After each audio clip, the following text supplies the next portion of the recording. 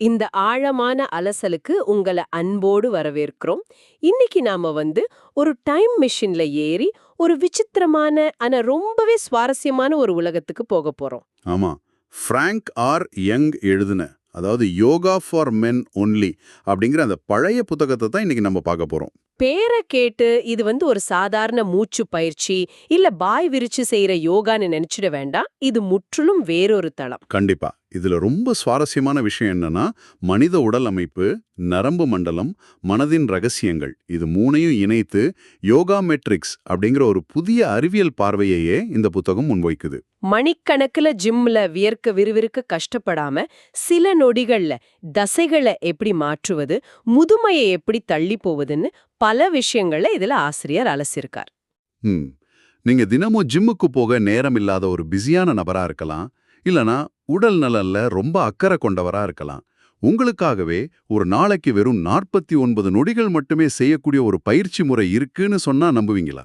அதைத்தான் நாமும் இன்னைக்கு ஆழமா பார்க்க போறோம். உடல்ல மிகப்பெரிய ரசாயன மாற்றங்களை உருவாக்கும் அப்படிங்கிற அவரோட வாதம் நிஜமாவே சாத்தியமானு தேட போறோம். முக்கியமா இதுல வர்ற அந்த ஸ்பைனோ வேர்ல்ட் அப்படிங்கிற கான்செப்ட், அப்புறம் மனித அனிச்சை செயல்களை கட்டுப்படுத்துறது, இதெல்லாம் முதல் பார்வையில கொஞ்சம் மிகைப்படுத்தப்பட்டலா தோணலாம். உண்மைதான். ஆனா அதுக்குள்ள ஒளிஞ்சிருக்கக்கூடிய உடலியல் உண்மைகளை நாம புரிஞ்சுகிட்டா அது நம்ம அன்றாட உடல் இயக்கத்தையே மாற்றி அமைக்கும் ஆற்றல் கொண்டது. சரி, புத்தகத்தோட ஆரம்பமே பாத்தீங்கன்னா ஒரு த்ரில்லர் படத்தோட ஓபனிங் மாதிரி தான் இருக்கு. ஆமா, வழக்கமா நம் உடலை அழிக்கிறது கிருமிகளோ வைரஸ்களோ தான் நம்ம நினைச்சிட்டு இருக்கோம். ஆனா பிராங்க் யங் சொல்றது வேற. அவர் நம் உடலை 24 மணி நேரமும் அமைதியாக அழித்துக் கொண்டிருக்கும் 4 குதிரை வீரர்கள் அப்படின்னு ஒரு விசித்திரமான தத்துவத்தை முன்வைக்கிறார்.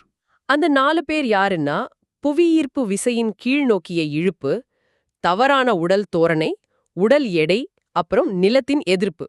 நம்ம உட்கார்ந்திருந்தாலும் சரி, தூங்குனாலும் சரி, இந்த 4 விசைகளும் நம்ம நசுக்கிக்கிட்டே இருக்குன்னு அவர் சொல்றத படிக்கும்போது கொஞ்சம் பகீர்ந்து தான் இருக்கு இல்லையா? கண்டிப்பா. அந்த 4 விசைகளும் எப்படி வேலை செய்துன்னு பார்த்தா அதோட தீவிரம் நமக்கு புரியும். மனிதர்களாகிய நாம் 2 கால்களில் நடக்கும்போதே புவியீர்ப்பு விசைக்கு எதிராக ஒரு பெரிய போராட்டத்தை ஆரம்பிச்சிடுறோம். ஆமா. நம்முடைய முதுகெலும்பு தான் ஒட்டுமொத்த உடலையும் தாங்கி பிடிக்குது.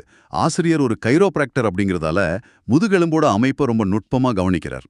இந்த இடைவிடாத ஈர்ப்பு விசை அழுத்தத்தால முதுகெலும்புக்கு நடுவே இருக்கிற சிறிய துவாரங்கள் கொஞ்சம் கொஞ்சமா சுருங்க ஆரம்பிக்குது. எக்ஸாக்ட்லி. மூளையிலிருந்து உடலின் மற்ற உறுப்புகளுக்கு செல்லும் நரம்புகள் எல்லாமே இந்த துவாரங்கள் வழியா தான் பயணிக்குது. இத படிக்கும்போது எனக்கு நம்ம ஊர்ல நடக்கிற ஒரு பெரிய டிராஃபிக் ஜாம் தான் ஞாபகத்துக்கு வந்துச்சு. எப்படி சொல்றீங்க? மூளைங்கிறது ஒரு மெயின் சிக்னல், முதுகெலும்புங்கிறது ஒரு பெரிய ஹைவே மாதிரி. புவியீர்ப்பு விசைங்கிற அந்த 4 எதிரிகளும் இந்த ஹைவேயோட அகலத்தை கொஞ்சம் கொஞ்சமா குறைக்கும்போது ஆட்டோமேட்டிக்கா சிக்னல் டிராஃபிக் ஆயிடுது. ரொம்ப சரியான உதாரணம். உறுப்புகளுக்கு போற அந்த எனர்ஜி சிக்னல் தடைபடுது. இதையே அவர் ரொம்ப டெக்னிக்கலா ஸ்பைனோ வோல்ட் குறையுதுன்னு சொல்றார். அந்த நரம்புகள்ல பாயும் மின்சாரத்தை தான் அவர் ஸ்பைனோ வோல்ட்னு குறிப்பிடுறாரு. ஆமா. நரம்புகள் நசுக்கப்படும்போது ஒரு குழாயை மிதித்து தண்ணீரை தடுப்பது போல இந்த ஸ்பைனோ வோல்ட் ஓட்டம் மந்தமாகிறது. இதனால உடல் உறுப்புகளுக்கு தேவையான ரத்தமும் ஆக்சிஜனும் முழுமையா போய் சேர்றதில்ல. திடீர்னு ஒரு நாள் காலையில எழுந்திருக்கும் போது காரணமே இல்லாம உடம்பு சோர்வா இருக்கு, முகம் வாடி போயிருக்குன்னா அதுக்கு காரணம் வயசாகுவது கிடையாது. கண்டிப்பா கிடையாது. இந்த 4 விசைகளும் பல வருஷங்களா உங்க நரம்புகளை நசுக்கி ஸ்பைனோ வோல்ட்டை குறைச்சதோட விளைவுதான் அது.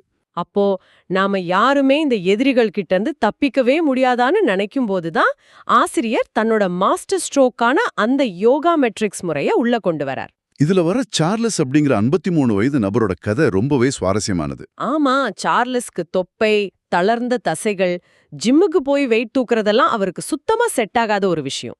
ஆனா அவரு இந்த யோகோமெட்ரிக்ஸ் முறைய தினமும் வெறும் 49 வினாடிகள் மட்டுமே செஞ்சிருக்காரு. ஒரே கோடை காலத்துல அவர் உடம்பு ஒரு தடகள வீரர் மாதிரி மாறிடுச்சுன்னு ஆசிரியர் சொல்றாரு. இதுல ஆழமா கவனிக்க வேண்டிய விஷயம் அந்த 49 வினாடிகள் தான். பலருக்கும் இந்த இடத்துல ஒரு சந்தேகம் வரும். 1 மணி நேரம் ஜிம்ல வியர்க்க விறுவிறுக்க செஞ்சாதான் தசை வளரும்னு நம்புற காலகட்டம் அது. ஆனா பிராங்க் யங் அதோட மெக்கானிசத்தை வேற மாதிரி விளக்குகிறார். ஒரு தசைக்கு வெறும் 2 வினாடி தான் முழுமையான சுருக்கம் கொடுக்கிறார். வழக்கமான உடற்பயிற்சியில நம்ம என்ன பண்றோம்? தசைகளை தொடர்ந்து இயக்கி அதுல மைக்ரோடியஸ், அதாவது சிறிய கிழிசல்களை உருவாக்கி லாக்டிக் அமிலம் சுரக்க வைத்து தசைய சோர்வடைய செய்றோம். ஆனா பிளியோமேட்ரிக்ஸ் முற்றிலும் மாறுபட்டது. இதுல ஒரு தசைய அதோட மிகச் சரியான கோணத்துல வச்சு முழு பலத்தையும் கொடுத்து வெறும் 2 வினாடிகள் மட்டுமே சுருக்குறோம். அதாவது தசைய சோர்வடையச் செய்வதற்கு பதிலா மூளைக்கு ஒரு ஷாக் ட்ரீட்மெண்ட் கொடுக்கற மாதிரி இது. கரெக்ட். இந்த தசைக்கு இவ்ளோ பெரிய சக்தி தேவைப்படுது, இத உடனே வலுவாக்கு அப்படின்னு நரம்பு மண்டலத்துக்கு ஒரு அவசர மெசேஜ் அனுப்புற வேலை இது. வெறும் 2 வினாடியில தசையில லாக்டிக் அமிலம் சுரக்காது. அதனால நமக்கு சோர்வும் வராது. ஆனா தசை வளர்வதற்கான அந்த நரம்பு தூண்டுதல் முழுமையா நடந்து முடிஞ்சிருது. இதை இன்னும் ஆழமா பார்த்தோம்னா, தசை வளர்ச்சி என்பது வெறும் தசை நார்களின் அளவு பெரிதாவதில்ல.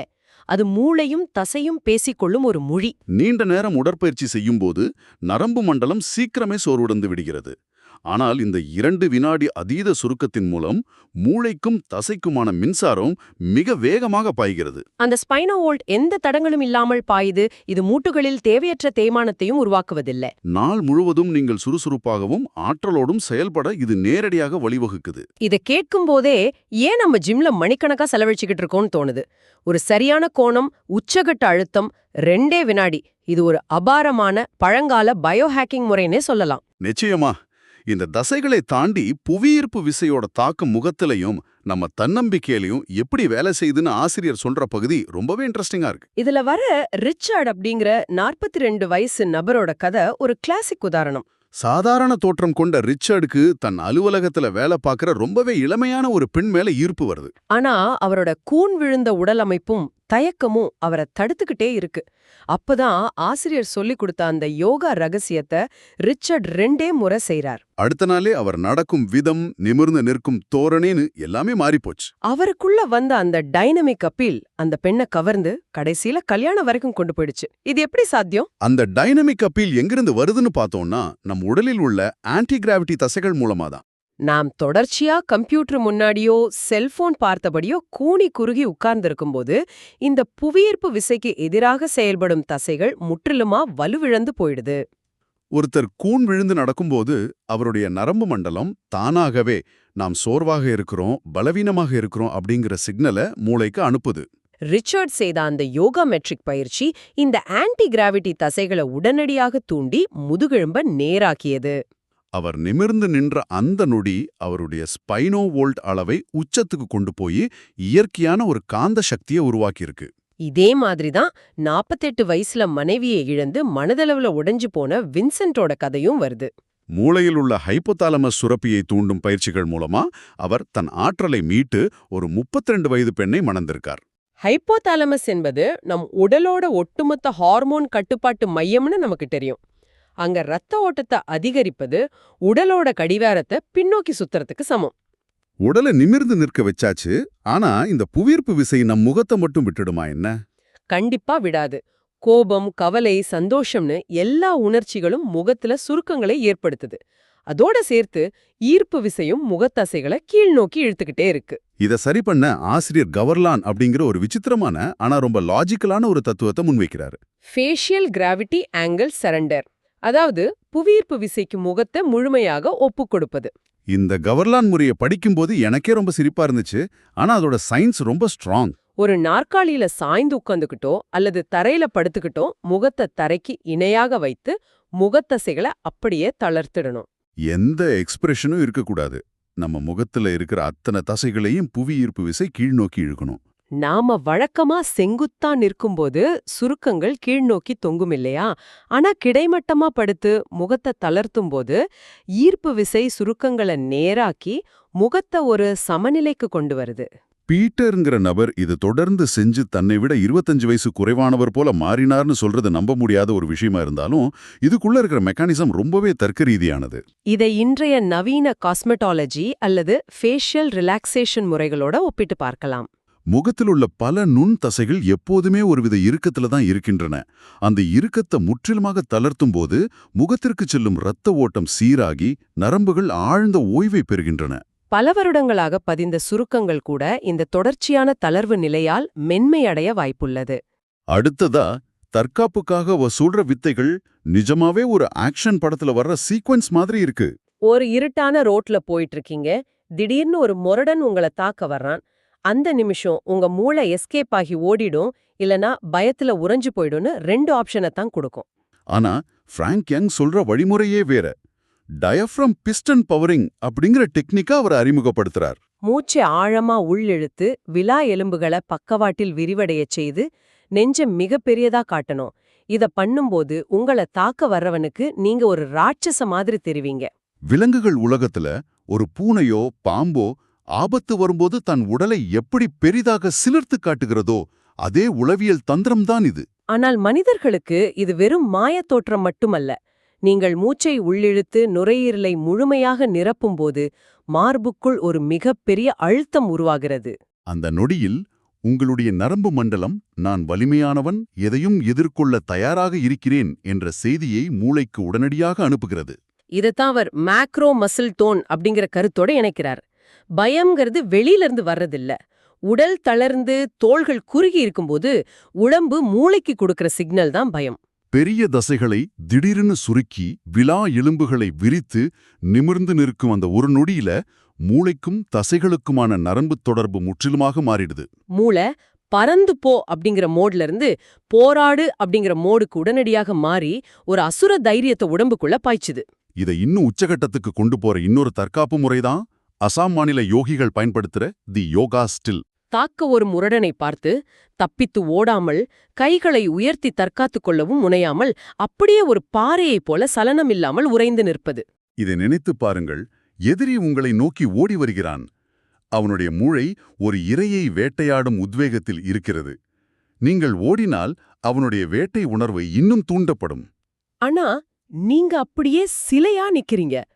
கண்களை நேரா பார்த்துக்கிட்டு உடம்புல எந்த அசைவும் இல்லாம நிக்கும்போது அந்த தாக்குபவனோட ஆழ் மனதுல ஒரு பெரிய ஷார்ட் சர்க்கியூட் ஆகுது. இவன் ஏன் ஓடல? இவங்கிட்ட ஏதோ பெரிய சக்தி இருக்க போலன்னு அவனோட மூளை குழப்பமாகி தாக்குற எண்ணத்தையே கைவிட்டு பின்வாங்குவான். உடல் அசைவுகளை முற்றிலுமாக முடக்குவதன் மூலம் எதிரியின் மனநிலையை எப்படி கண்ட்ரோல் பண்றதுங்கிற இந்த சைக்காலஜி ரொம்பவே மிரட்டலா இருக்கு. இந்த அபாரமான ஆற்றலை நாள் முழுக்க எப்படி தக்க வச்சுக்கிறது? கடினமான வேலை செய்யும்போது சீக்கிரமே சோர்வடையாமல் இருக்க ஆசிரியர் கூறும் முறைதான் பிரீத், தேர்ட் பிரீத். பொதுவாகவே கடின உழைப்பின் போது நாம் மூச்சிறைக்க ஆழமாக சுவாசிப்போம். ஆனால் அவர் நுரையீரலில் 1/3 மட்டுமே காற்றை நிரப்பி சுவாசிக்க சொல்கிறார்.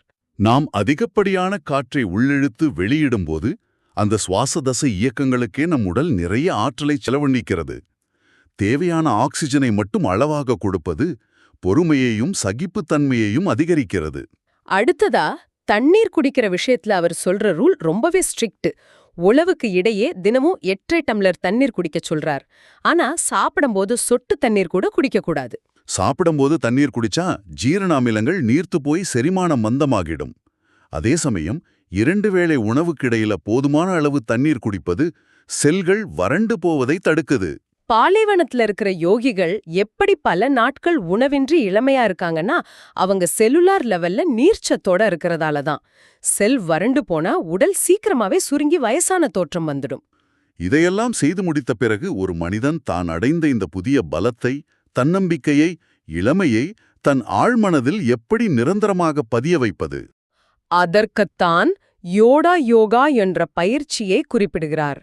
நாற்காலியில் அமர்ந்து 2 உள்ளங்கைகளையும் ஒன்றோட ஒன்று சேர்த்து வைத்து சமமான பலத்துடன் முழுமையாக அழுத்த வேண்டும். இது ஏதோ சாதாரண வணக்கம் சொல்வது போல தோன்றலாம். ஆனா நவீன உளவியல்ல இதனை பைலேட்ரல் ஸ்டிமுலேஷன் என்று சொல்வார்கள். இது ரொம்பவே ஆழமான ஒரு பாயிண்ட். இப்போ தெரப்பிலெல்லாம் மூளையோட இடது வலது பக்கங்களை எப்படி சமநிலைப்படுத்துறாங்கன்னு நம்ம கேள்விப்பட்டிருக்கோம். 2 கைகளையும் சமமான பலத்தோட அழுத்துறது இடது மற்றும் வலது மூளை அரைக்கோளங்களை ஒரு பேலன்ஸுக்கு கொண்டு வருது. இது சூப்பர் சிம்பதேட்டிக் நரம்பு மண்டலத்தை கட்டுப்படுத்தி நாம புதுசா கத்துக்கிட்ட அந்த தன்னம்பிக்கைய எந்தவித மனத்தடையும் இல்லாம நம்ம ஆழ் மனதுல ஒரு சீல் மாதிரி பதிய வைக்குது. 60களில் எழுதப்பட்ட ஒரு புத்தகத்துல இன்றைய மாடர்ன் சைக்காலஜி விஷயங்கள் ஒளிஞ்சிருக்கிறது நிஜமாவே ஆச்சரியப்பட வைக்குது. பிராங்கார் யங் எழுதிய இந்த புத்தகத்துல இருக்கிற பல விஷயங்களை நாம முழுமையா அலசிட்டோம்.